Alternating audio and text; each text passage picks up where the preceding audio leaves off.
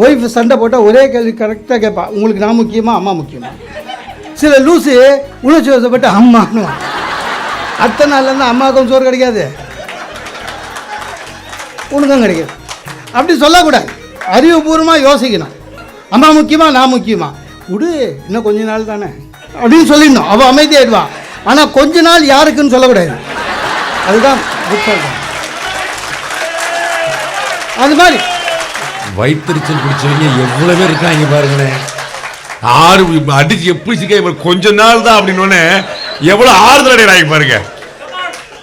இல்லை அது சொல்லணும் சார், அது யாருக்குன்றத சொல்லக்கூடாது.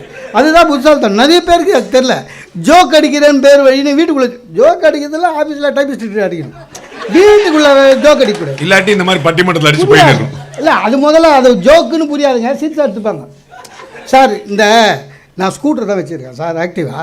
இந்த ஸ்கூட்டருக்காரன் என்ன பண்ணுறான், மொத்தமாக அந்த இன்ஜினை பின்னால் வச்சிடறான், பைக்கில் முன்னால் இருக்கும் பின்னாடி வச்சிடறான்.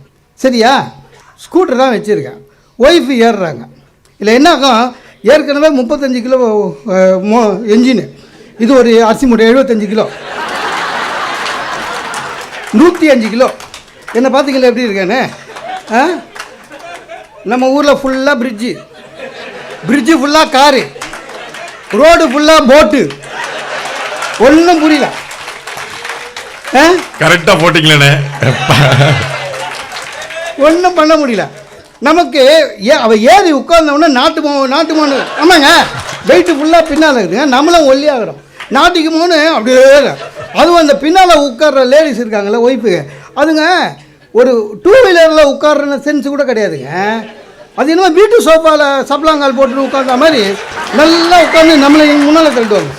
நம்ம நீங்கள் உங்களை முன்னுக்கு வாங்கன்னு சொல்கிறாங்க. ரொம்ப கஷ்டம்.